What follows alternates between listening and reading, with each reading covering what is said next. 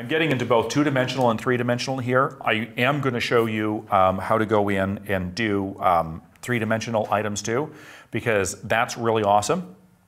But the three-dimensional stuff I think is going to happen tomorrow when we actually get into the real 3D items as well. I do want to show you something that's really awesome though, that is a way to kind of do fake dimension. I mean, obviously we're doing dimensions here, but how to do like a pie chart with dimensions. And if you've ever tried to do a pie chart and actually make a dimension out of a piece of pie, it's really tricky because you've got flat sides and you've got rounded sides there, and you try to go ahead and do this. So I'm going to show you dimension. It's really awesome. I'm going to do it with a roll of newspaper, or roll of paper. This is so cool. Do I keep saying that? I keep saying that. It's so cool. And it's so easy too. Yes. 37 simple steps. You know, get the concept. So I want to show you how to do a really cool roll of paper. So I'm going to draw my spiral, and I'm just going to say pick up a color. There we go. Make that my stroke. Bump up the stroke. Now I'm going to compress the whole thing so I get kind of an angle with it there. And by the way, this is a great way to do like a spiral on coffee or something like that. You do this, but the real mind blower is when we introduce the width shape tool, which completely blows away the whole world of fill, because then all of a sudden you'll want to do this on all the strokes. But anyway, so here's my little roll of newspaper, and I think I want to put some rounded ends on there because rounded ends are cool. And once I get this object where I want it to be, I think I'm going to rotate this as well to kind of get the starting and the ending points kind of in the same place right there. And I've got a little roll, and I just want to do a roll of paper. And what I'm going to then do is I'm going to take my pencil tool, and I'm going to draw right from the end here, right on down. And I've got my nice little line there. I'm then going to draw from this end right on down as well.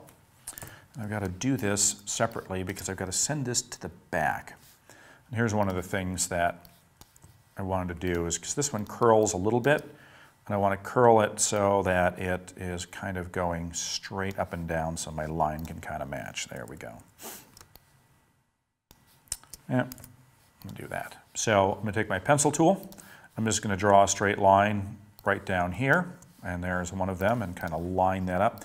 This is where having my outline mode works really good. You can see when I get to the ends here how it doesn't quite line up here, and it's kind of hard to get it just right. If I go into my outline mode, I can literally see right where those points touch, and then zoom in really close. And once those points touch right there, I don't actually want to create it as one shape. You'll see why. But if I do that in outline mode, I can clearly see where those touch, and therefore when I go back into full mode here, now all the ends are going to come together. So there's one of the lines there. I'm going to grab this other line. I'm just going to duplicate it, and I'm going to park it right in there, send that to the back, and probably drop that down a bit. There we go. I've got that as well. That one's too long because that one needs to park right there. So I don't see that. And then of course I'm going to copy this one, park that right over there, and that too is going to stop at the bottom. So I take my direct selection tool, bring it right through there, and get that in. This I need to tweak just a little bit, move it over so that it lines up, and kind of move it down so I don't have that extra little bump. Move that up too. That way it hides. Okay, good. So there's my little roll of paper. And I'm going to copy my spiral here, drag it right on down, like so. And of course, I don't need this spiral anything past this point, so I can then get rid of all those other points right there, and take my little end that I had there, drop it in over here, move it up a little bit, and there I've got that. Now, I do have to go in, and I'm going to go into my outline mode, and I do need to get rid of my little point right here. And of course that's going to require the pen tool. I know, I told you we weren't going to do it, but I take the pen tool here, and I've just got to put a point on that path so I can get rid of that other point and just have that go right down. Back out of outline mode, and now I've got my little roll of paper using a little swirly. Literally, it's just the top and the bottom. If you want to have it be more like a rolled newspaper, then all we have to do here is take this and I could just size that, holding down my Option key so it sizes from the middle, and then just go and snap those other anchor points like that. I'd have to adjust these ever so slightly so I get a little bit of curve to that as well. So that, make sure I select the right one, and curve those ever so slightly to get the perspective, and now I have more of a rolled kind of dimensional item right there. That's how you go in and do some rolled paper or rolled anything. Roll of carpet, sure, you got it. You could also do it on the end, so you could just do it and then just draw back into perspective, but lots of cool stuff. So I know paper wasn't on the list, but you got it anyway. I know one of the things that was on the list was do columns, like Greek columns or something like that in architecture. Easy. So if we're going to do them two-dimensionally, I would just draw the actual column right here. And let's get some architecturally pleasing color right here. So I think we're going to do kind of a, let's do a gray of some sort. That works. And depending on the kind of columns there, I may cap them with squares or rounded ends. So if I do a rounded end right there, I could do something like that. And of course, duplicate that on the bottom, so we have that as well. And then if I wanted to have more fun, I could go with another rectangle on top so that it lines up right there. Give it a little bit more dimension, like that. And then I need to create, of course, the little scallops inside there. So in order to create a scallop, if you want to do a highlight that actually creates a scallop, so it actually has a highlight and a shadow to make it look like it's coming out here, this is how you do it. I'm going to draw a line. There's my line. And I'm going to choose my fill color, and I'm going to make it lighter. And I'm going to bump up the stroke here. And then I'm going to then take another line on the other side of it. I'm going to copy it over there. And this line is going to have a darker color. And this is how you create any highlight shadow area to give it a curved dimensional look. Make sure I grab the line, put it in there, group those two together. And when you do that, that's going to give you the look of a curved or a scallop coming out of it. Of course, those are grouped together, so I can duplicate that. And now we actually have a pillar that makes it look like you have dimension to it. Instead of just highlights here, you've got dimensions and shadows. You can cheat one of the highlight or the shadow wider or narrower to give you more dimension on one side than the other. But any really good infographic that's going to have really great detail, if they want to do something, they'll always put what's called a highlight edge. You get a really strong shift, a bump. So it's going to be a lot of contrast right at the edge. So something like this, if I wanted less contrast, I would then go and I would sneak that under like that, so I'd have less highlight there. Or if I wanted to, then I could go ahead and sneak it so the opposite way and make the highlight greater. And you can see just how much that changes kind of that look of your pillar. That's the pillar. Then, of course, if you want to add even more dimension, like to these little things here, simple. That just becomes a half circle. And you take your half circle with a stroke around there. You bump the stroke down, and then you go and you take out your half side right there. And as you are going around here, this is going to flatten out. So if I reduce the size of this, and I have a highlight right here, I can do that, and this can go in there. So it kind of creates a highlight. And as I bring it in more to the center here, the closer I get to the center, the more it flattens out. So I can actually make it look like it flattens out more and more. I can bring it over here, flip it to the other side, like so. And then, of course, I can take this one, copy it over here, and flip it exactly to the other side. And now I have the dimension kind of working its way across to give the appearance that I now have a torus. And we're going to show you how to build a little torus tube like a donut. But this is one way, and all I did was I just did my circle here, and I'm just kind of dividing the space equally and kind of doing it so that I pull it more, so I get less of a circle, because you're going to see more of a circle on the edge and less of a circle going around.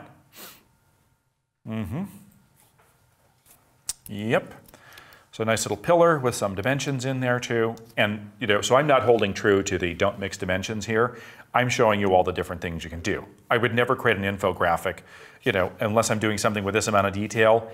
Everything would have this amount of detail in the objects there. If I was doing like a little radio there and I wanted to have little speaker holes show up, I would go ahead and I would do them dimensionally just like I did here. Little speaker holes would actually look like you have speaker holes.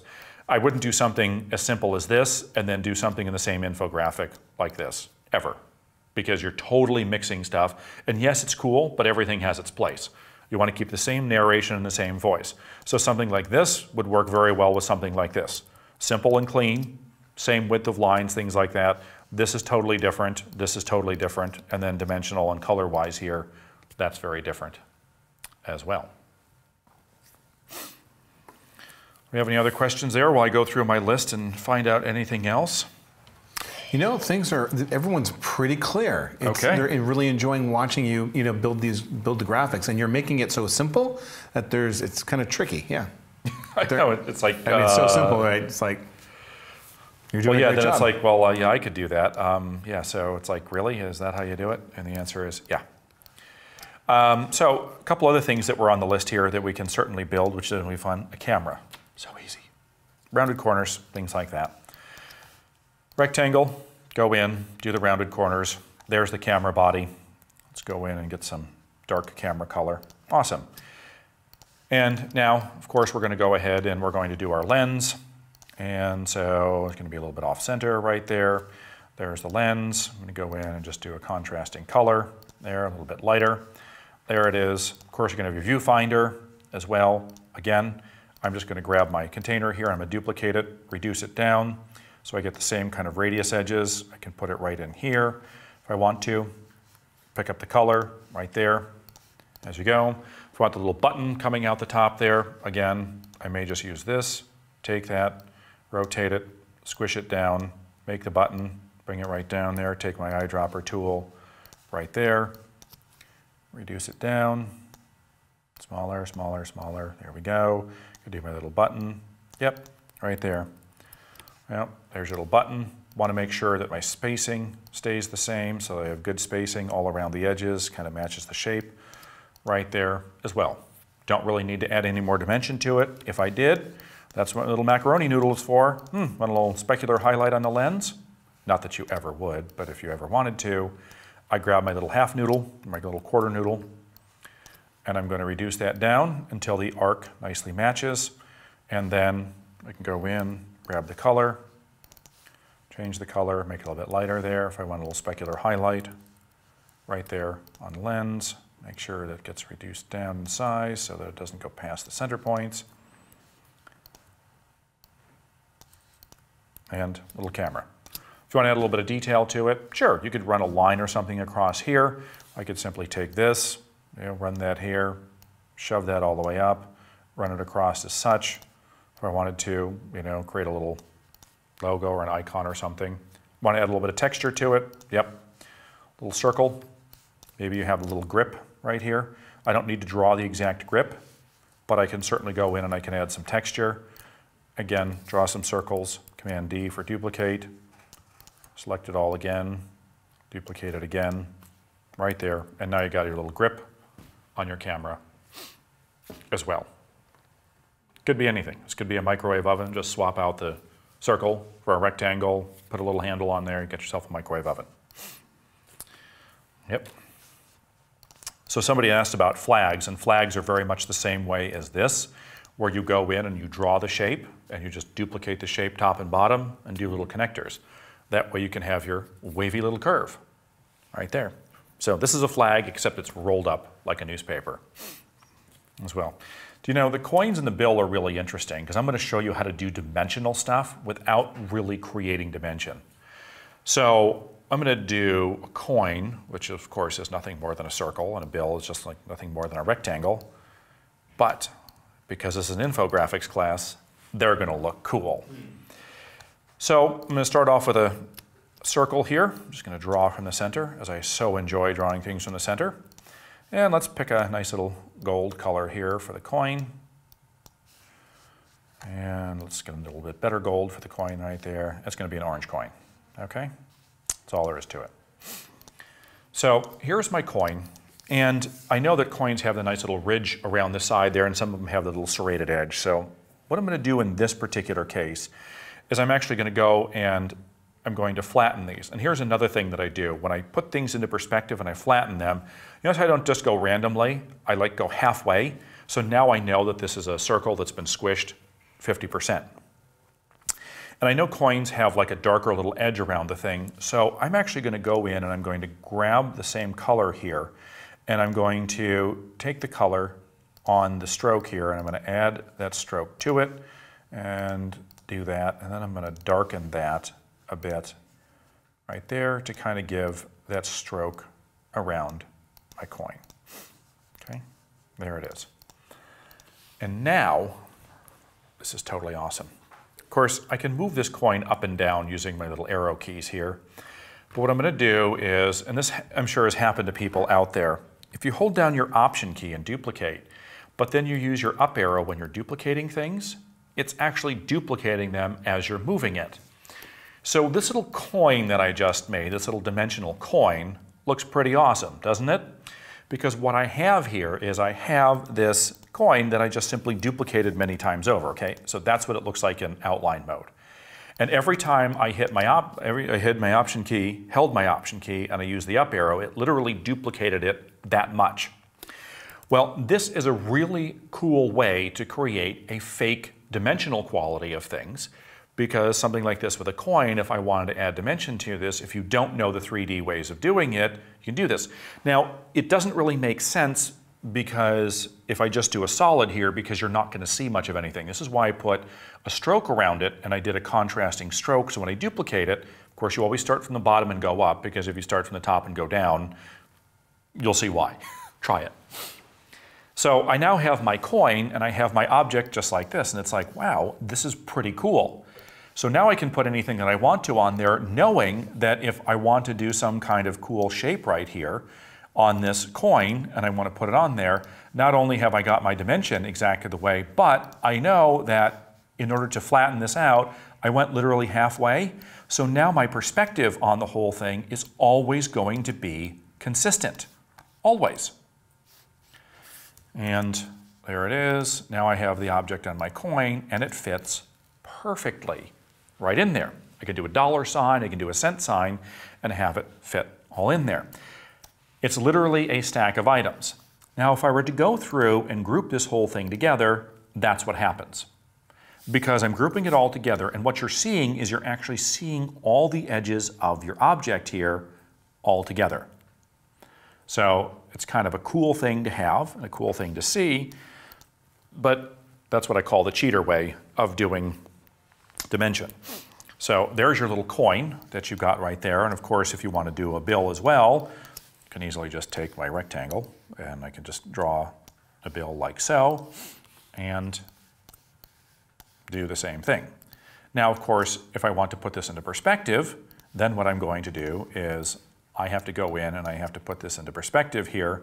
So of course just going in and shoving up the bottom of this doesn't give you the perspective at all, because it just now looks short.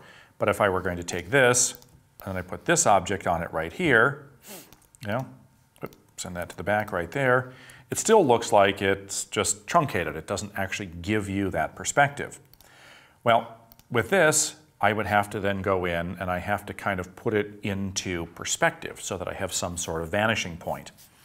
So if this is my bill that I want to do in vanishing point, I'm going to take my selection tool, going to grab one of the corners, I'm going to bump it out one, I'm going to take this one, I'm going to bump it out one, and now I can create perspective, equal perspective, that I can have like so, and then if I copy that object onto here, check that out. Now it looks like they're both in perspective and they're going and having a vanishing point. Things you can do. And now, of course, if I was going to put money on here, I could just take it and I could just skew it the same way. Just grab my selection tool and skew it one direction or the other. So, ways to do that. I don't generally like to put strokes around items here because you can see how completely different this looks. It looks far more like an illustration than anything else. So if I was going to do something in this particular case, what I would do is I would end up taking that exact same shape, duplicating it, reducing it down in size, and then going in and doing some type of border that's then going to fit inside here, like so. And then I would take my selection tool and I would put it so that I have the same kind of shape, but not an actual border around the object. You can see how it really changes when you put a border around there. This is much more iconic, and now it looks like a floor mat. But of course, if you put dollar signs on there, you could certainly do that as well. Now, we also have the free transform, which allows us to transform the object under the effect menu here, but we haven't even gotten to the effects yet, because we haven't even gotten to our connector lines and the things that we can do with effects on those connector lines. This is all just basic shapes and the Pathfinder tool. I want to show you a couple other things that will really start to crinkle your mind very nicely. And these also have to do with perspective as well. So we've been able to go in and create our little banners and our dimensional objects here, and then create actual three-dimensional objects right here. You know, I think we'll just wrap up with some really cool, just some transportation items. Because, you know, there's nothing better than doing transportation. You can do people and transportation, but there it is. I'm going to just get these out of the way and park these over here. Now, you can see how these are starting to look more like illustration, and part of the reason with that is they're starting to look like illustration is because of kind of the objects that I'm putting on there. If I'm going to do something like this, I want to keep it far more simple than that. I could go in and I could put my leaf on here or something instead, but with those little bursts, it starts to look too illustrative, and you want to keep things ridiculously simple with that. And that looks a whole lot better there. So, a couple things with transportation, cars, trucks, everything else. It's really just a matter of scale. And the way I do any car or truck, I usually do it head on. And I'm just going to go in and I'm going to draw the front end of my car. And let's get it to be just a nice neutral gray here. Okay, there's my car. And depending on the quality of the car, there it is. If I have just a low quality car, single headlight, that's all you need. Well, two headlights, one on each side. So I can take my headlight, my other headlight right there, keep it right there, and then just a simple basic grille, take my line weight, adjust the stroke, make sure it's the same color as everything else that I'm doing in here, and position that right where it's supposed to be, and then I'm going to duplicate that. Again, there we go, there's my car. And if I want to put a nice little bumper on there, certainly can. I'm going to duplicate this, and I can create a bumper. And then the top here, pretty simple. I'm just going to create a windshield. So again, I'm going to do this here. I'm going to bump this up to the top there. And if I really want to get picky, then I can go and kind of taper the things on the side. I may just bring it in a bit, like so, so it hits the headlights right there. I could then duplicate this inside itself, like that, and kind of move that over a bit, bring it right in. And then I'm just going to go and I'm going to grab both of these and I'm going to knock it out, like so. And then I'm just going to take my little tool here, kind of bump it over. You see what happens with those edges? Should have gone in, and I need to do this as white first. This is where it gets a little tricky. So there's my windshield. When I do the rounded edges here and I go in and I bump them in, you can see what happens.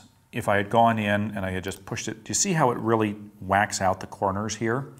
You got to be careful with this kind of adjustment, because all of a sudden things start to bend a little bit funny as you go here, all because of our wonderful little edge feature, our little edge widgets right there. And so in order to make this so I don't have my little edge widgets that are trying to adjust to those edges the whole time, what I'm going to do is I'm going to select my objects here and I'm going to expand them.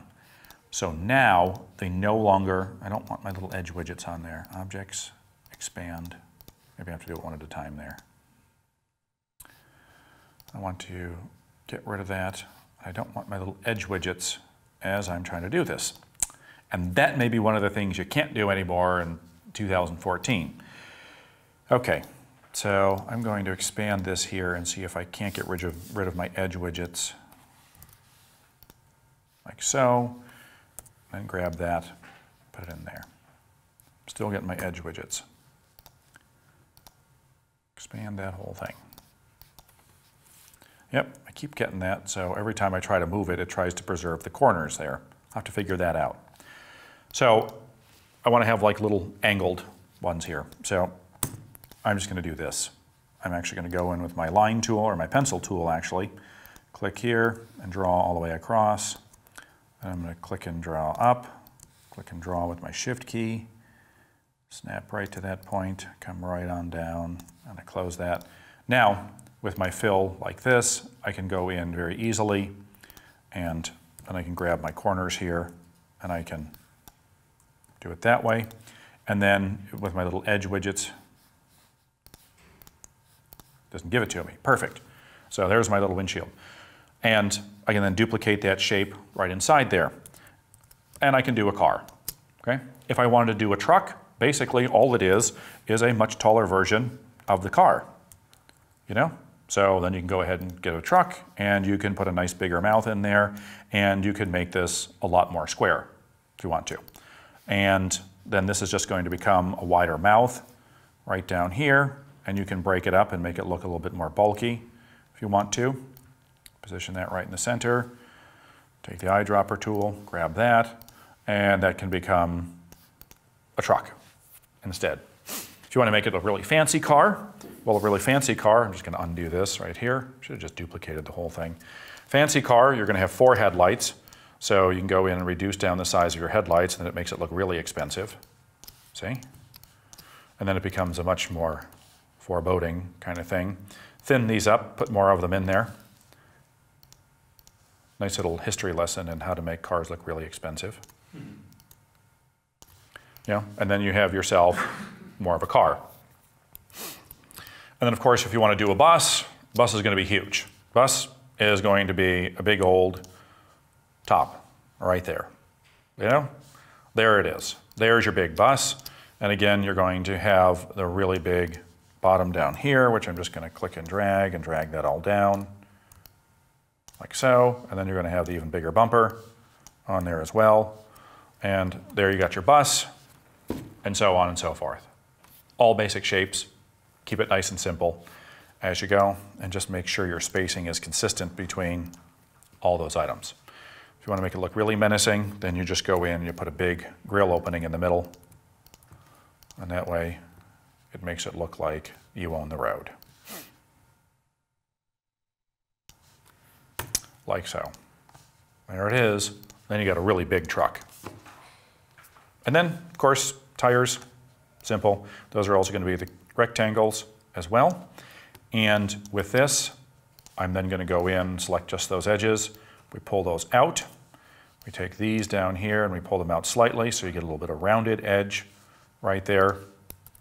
And because they're underneath the car, you're going to then go in, select a slightly darker color to have those. Of course, bigger the vehicle, wider the tires, and then you can make them look big or small. Like that. Looks like a truck. Looks nice and beastie. Yep. So a lot of cool things to do with transportation. That's how I do them, and everything's the same. It just add headlights, add the width of the grille, bumper, tires, skinny, narrower, taller windshield, as you go.